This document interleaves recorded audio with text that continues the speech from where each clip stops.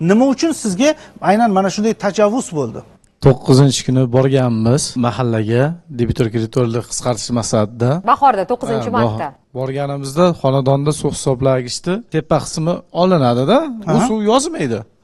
Suv o'taveradi, yozmaydi. Uni plombasi bo'lmaydimi? Plombasini buzib olinganda u. Boshqa suv hisoblagichni almashtirib ham qo'ygan Tembol. Yangi suv hisoblagich qo'ygan. Tortishib ketdik o'shaning orqasidan rasmiy dalilnoma yozamiz deyishdi. 5 million talab qildi deyishdilar o'sha kunlari. O'g'illari kelib mijozlar bo'lim boshlig'i bilan gaplashishganda, ular bilan tortishganda men o'rtaga ro'para kelib qoldim. Ajrataman deb. Ajrataman deganimda u kirib ketdi uyga yana qaytib. Yog'och bo'lagini olib turib boshga solgan. Uy egasi. Uyda egasi, o'g'illari.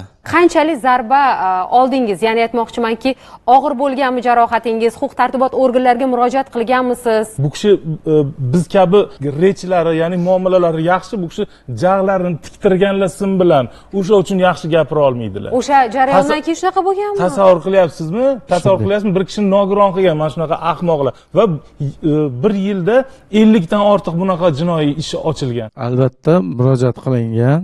Urgandan keyin 2 metr yurishimni bilaman, o'zimni bilmayman. Keyin ertasiga bansada Xushni yo'qotgansiz.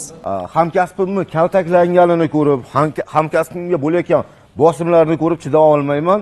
To'g'ridan to'g'ri ijtimoiy tarmoqqa bo'lgan holatlarni qo'yaman va huquq-tartibot organlaridan munosabat so'rayman. Bu ham O'zbekiston fuqarosi. Hech kimning haqqi yo'q buni do'pposlashga yo urishga. Yo o'zi umuman xodimni haq-huquqlari qonun tarafdan himoyalanganmi?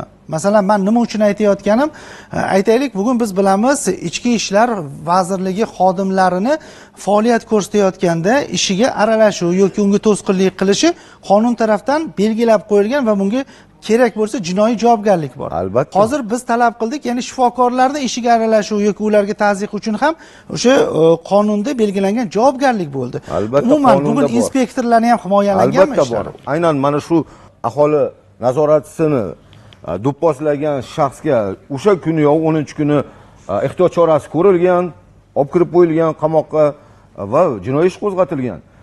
Faqat hozir o'sha sud hukmi huquqbuzarni farzandi nogironligi sababli, oilada yagona boquvchiligi sababli sud qaror chiqarib hukm chiqaryaptiki, 2,5 yil o'sha uy qamog'i, ozodlikdan cheklash berilyapti. Aslida bu jinoyat bu. Qamash ham mumkin edi.